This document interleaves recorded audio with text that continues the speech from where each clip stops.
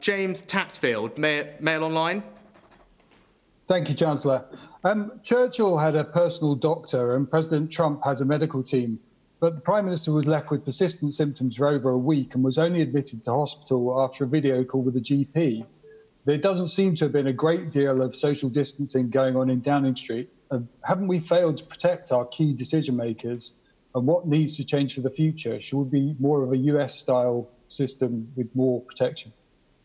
Well, I think I'll defer to Steve in a second, but I would say that I think the Prime Minister has received excellent care and advice at every step of the process. At the end of the day, no matter, we're all trying our absolute best. That none of us are superhuman and impervious to getting sick during this process, and that's what makes this whole thing so awful for all of us. But as I've observed and seen, the advice, the care has been excellent, not just beforehand, but especially now at St Thomas's. I don't know, Steve, is there anything you want to add? I'm absolutely confident the Prime Minister has and is receiving excellent medical care.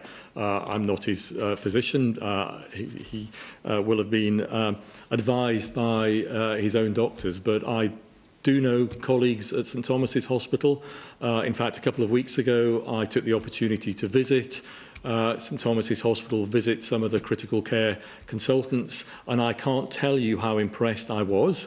And this is going back a few weeks, at the preparations that they were making, the details that they were thinking through in terms of how they would deal with an increase in patients with coronavirus. They are amongst the best critical care clinicians in the world. St Thomas's, even when I was a junior doctor many years ago, was world-renowned for its critical care capacity. So I'm absolutely confident that my colleagues, all the clinical staff, doctors, nurses, and everybody else at St Thomas's is providing exceptional, world-class care. Brilliant. Thank you, Steve. Does that answer your question?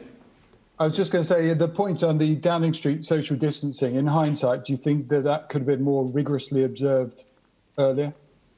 Well, I think, look, everyone is doing their best to follow the guidelines. I mean, whether it's, Cabinet, we've conducted, I think for the first ever time, meetings, via alternative means, and people are appropriately following all the guidance. That doesn't mean that we can completely eliminate the spread of infection in this process. But I think the good news is, as I said, there's good update on the Prime Minister's condition. Those that have been away are many of them now returning to work. But I think whether people are away or socially distancing or physically in the same place, the business of government throughout all of this has gone on, and it has gone on at pace. And the team, whether it's politicians, cabinet ministers, civil servants, doctors and medical advisors, are working night and day to make sure that we do what we need to get the country through this and support the British people at this time. I can absolutely give you that assurance.